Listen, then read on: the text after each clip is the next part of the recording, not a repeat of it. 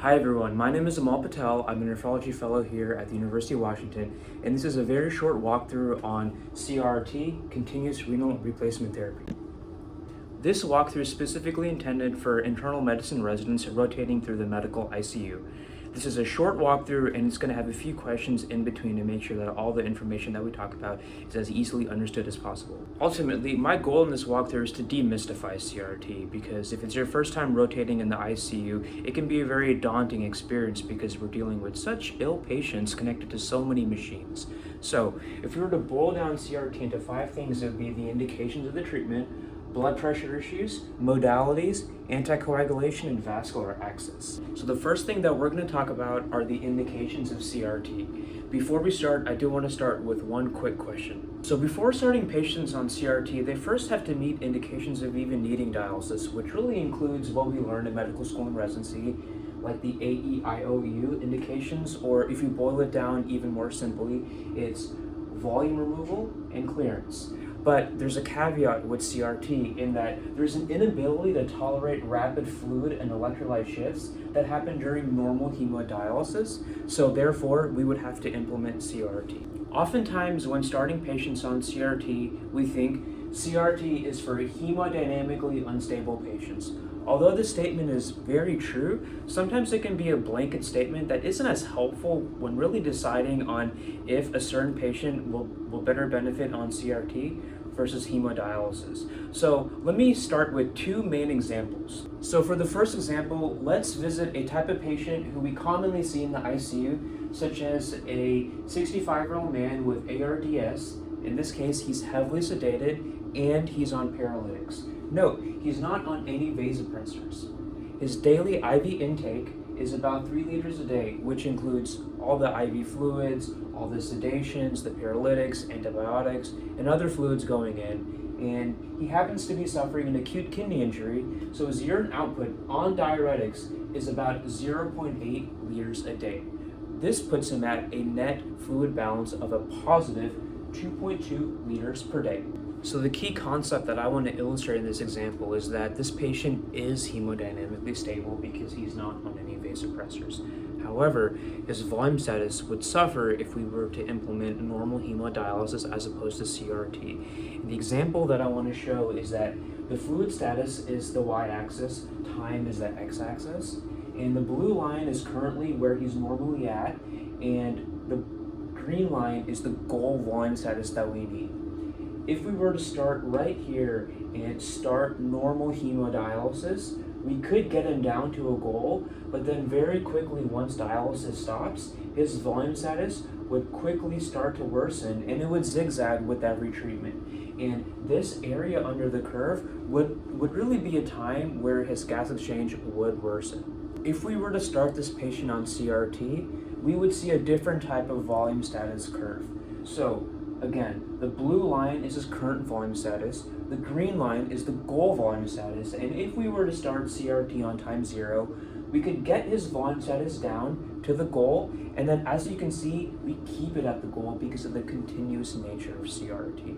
So the prime reason that we would start CRRT in this patient with ARDS and high IV volume intake is that we could take full control of the volume status and completely match everything that's coming in and take everything that we want out plus more depending on the volume status. This is something we cannot do with normal intermittent hemodialysis because of its non-continuous nature. So this next example is a little bit more of a complex one, but it really is to hammer home the idea that CRRT is not only this blanket statement for hemodynamically unstable patients. So this is a 52-year-old woman with no medical history found down. These are her labs. Her sodium is 107, potassium is 6.7, chloride 81, bicarb 14, BUN 70, and creatinine 5.4. We don't know any other history she was brought from EMS.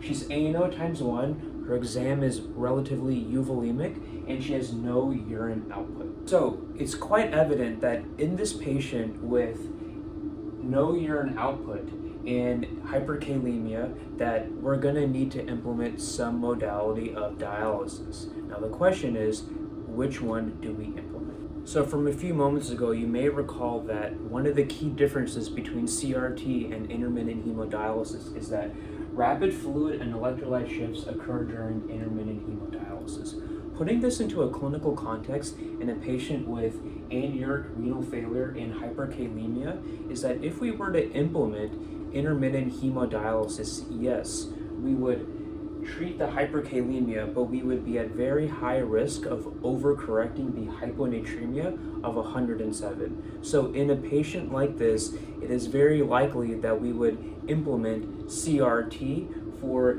a safe and slow correction of the sodium, which would avoid a lot of other problems. The key reason for the last two examples is not to go into the nuts and bolts of the actual cases, but really to gain a better understanding of the clinical indications of CRT, as opposed to just a blanket statement of hemodynamically unstable patients. But really, these two examples segue into the next topic, that's blood pressure issues during CRT. As you may have guessed, one of the most important factors of blood pressure issues during CRT is the rate of volume removal. So let's just do a quick example. In a patient who is on intermittent hemodialysis Monday, Wednesday, Friday, they have about 2.5 liters removed per 4-hour session. That puts them at a net negative of 625 milliliters per hour. Now, if we were to equate this to CRT, where instead of 3 times a week, they would be on dialysis for 7 days a week, and instead of for 4-hour sessions, they would be on CRT for 24 hours. This would equalize to, instead of 625 mLs per hour, it would be 50 mLs per hour. So you can see that it's on a rate of a 10 scale difference of how much less volume is removed in CRT as opposed to intermittent hemodialysis. The second biggest thing that factors into blood pressure during dialysis is the rate of solute clearance. And to depict this, I drew a large blood vessel, and on the left-hand side of the dotted line is blood before dialysis. On the right-hand side is blood after dialysis. This dotted line is nothing more than just a separation. It's not a filter or a membrane or anything like that. Now, on the left-hand side, you can see that when blood has not been dialyzed yet, there is a high number of black and green dots, which really just represent small molecules or toxins. Now, on the right-hand side, when blood has been dialyzed, the solutes inside the blood have been removed with dialysis. But what happens is that there is excess water that tends to move out of the blood vessel because this now new, clean, dialyzed blood has less of an oncotic force inside of it because the small molecules have been removed.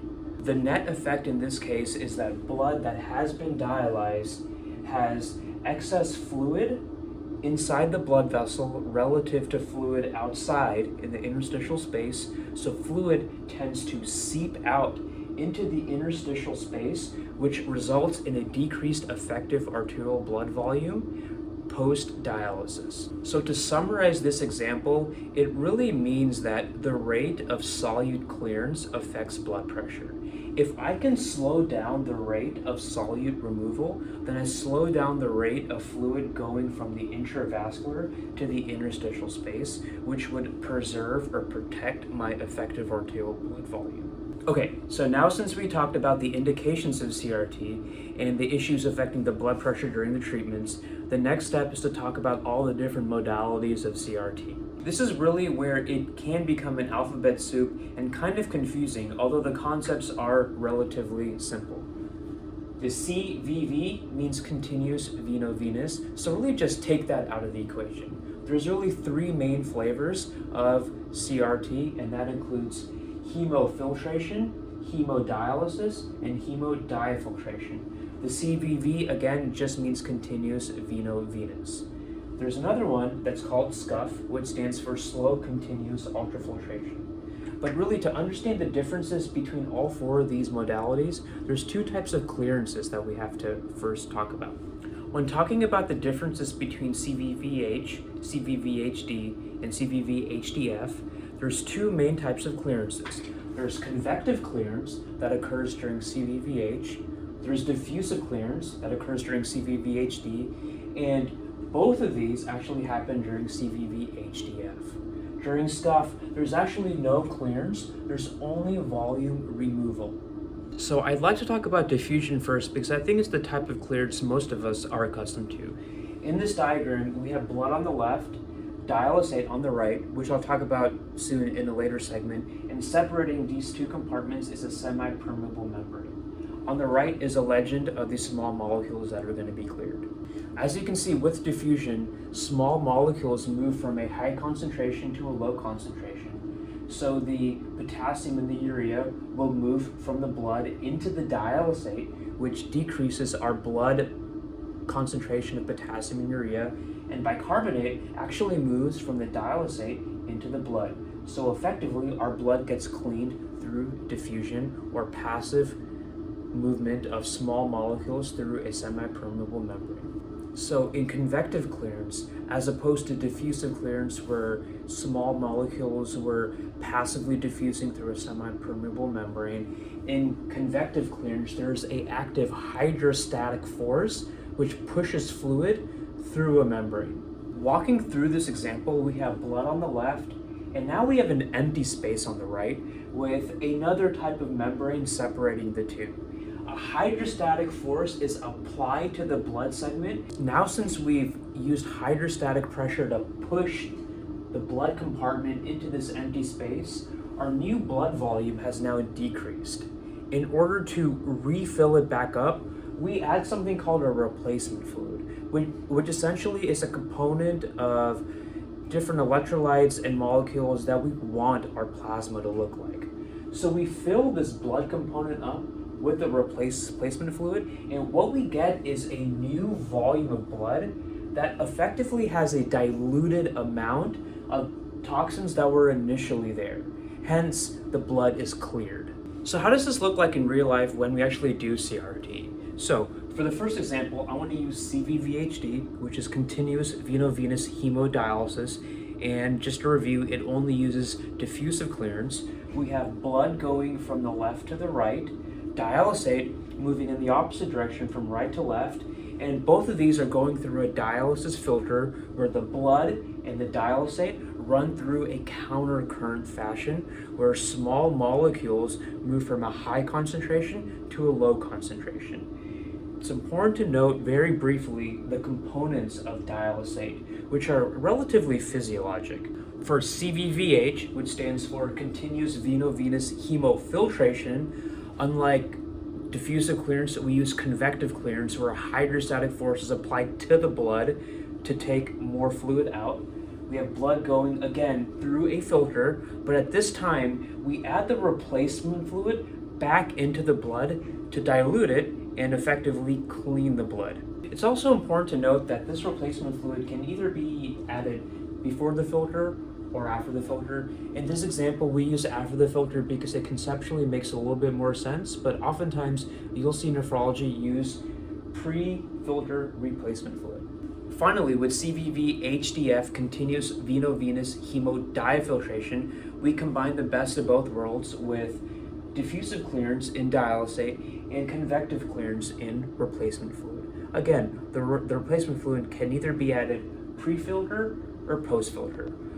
One of the most important things to note is that both replacement fluid and dialysate are almost identical in contents and concentration. One of the questions you may be asking yourself is that with CVV-HDF, if you use both dialysate and replacement fluid, are you doubling the amount of clearance or are you clearing twice as much? And the answer is no, because in a CVV-HDF setup, I would essentially decrease the flow of dialysate by 50% and decrease the flow of replacement fluid by 50% to make it such that both of these are going at half the rate, and any which one would go at a full rate if I were to only do dialysate or replacement fluid. The final two modalities that we'll talk about are SCUF and SLED, and these modalities you may have commonly seen at the University of Washington Medical Center. SCUF stands for slow continuous ultrafiltration, and very simply, it's only fluid removal and with minimal clearance. SLED is sustained low efficiency dialysis, And this is really similar to intermittent hemodialysis that would run for 3.5 to 4 hours, but instead of that time period, it's slower and longer and runs anywhere from 6 to 24 hours. Again, this is very similar to intermittent hemodialysis, so it uses diffusive clearance only, and in reality, it's almost identical to CVVHD.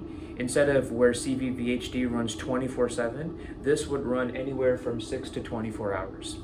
Ultimately, we can go on and on about the physics between diffusion and convection, but what are the clinical differences? So if you had to know just two main things, it would be small molecules, such as electrolytes and urea, are better cleared with diffusion. Second thing is that larger molecules like cytokines and myoglobin can actually be removed through convection, which aren't removed through diffusion. So you can take this as you will, that maybe in certain cases where there's severe electrolyte abnormalities, diffusive clearance, such as CVVHD, may be better than CVVH. And in some cases where you have severe sepsis, severe tissue breakdown, maybe CVVH with convection may be a better modality than CVVHD. I will say one caveat that throughout many studies, there's not a lot of convincing data to show that one modality is really better than another. The next topic that we'll talk about is anticoagulation. Fortunately, this isn't as dense. We have three main options: no anticoagulation, regional anticoagulation, which means that in the CRT circuit, the only part of the blood that's anticoagulated is around the filter, or systemic anticoagulation. Most of the anticoagulation that we use at the University of Washington is citrate. How does citrate work? Well, it's a calcium chelator, and it chelates calcium that is specifically important in the coagulation cascade. So how do we use citrate in CRT? Well, we have our dialysis filter with blood coming in, coming out. Citrate comes right before the blood goes into the dialysis filter, so it chelates all the calcium in the blood inside the filter, and then we replace the calcium back when the blood comes out. So our return calcium back into the systemic circulation has a normal amount of calcium, but the calcium inside the filter is very low, thus causing anticoagulation. The pros and cons of citrate really boil down into two things. The first is that citrate avoids the need of systemic anticoagulation. However, the main complication of citrate is that there are metabolic complications, which we'll talk about next. In order to understand the metabolic complications of citrate, we first have to talk about how it's even metabolized. We deliver citrate through sodium citrate, and in a normal situation, it is metabolized by the liver to become bicarbonate. Now, there's four main complications. The first thing is metabolic alkalosis, where if we deliver too much citrate, it becomes too much bicarbonate. The second thing is that in the case of liver failure, we can have a metabolic acidosis because this sodium citrate can't be metabolized by the liver, so it actually converts to citric acid. Third thing is hypocalcemia, in that citrate does chelate calcium, and if we're not delivering enough calcium post-filter, we can see a hypocalcemia. The fourth complication is hypernatremia, because as you can see, sodium is coupled with citrate when we deliver it, and concentrations of sodium can be upwards of 200 milliequivalents of sodium. Remember, our normal concentration of sodium is anywhere between 135 to 145 milliequivalents of sodium. The last topic we're going to talk about is vascular access. Fortunately, this topic is very short, although important. Due to the continuous nature of CRT, if we were to use an AV fistula or an AV graft, it would be constantly cannulated, and that would disrupt the integrity. So we actually don't use AV fistulas or AV grafts during CRT. Unfortunately, the only thing that we can use are central catheters, which means either temporary dialysis catheters or tunnel dialysis catheters. The very final topic that we'll talk about are the logistical disadvantages of CRT. From a nephrology perspective, this is something that we're always thinking about when transitioning patients from CRT to intermittent hemodialysis. The first thing are filter clotting and filter changes. Anytime a filter clots, or if it expires after 72 hours, it needs to be changed. And in that time window, the patient is not getting any therapy of dialysis. The second thing is the need for ICU staff, because CRT can only be run in the ICU. The third thing is decreased patient mobility in the ICU. As we all know, physical therapy is paramount in critically ill patients.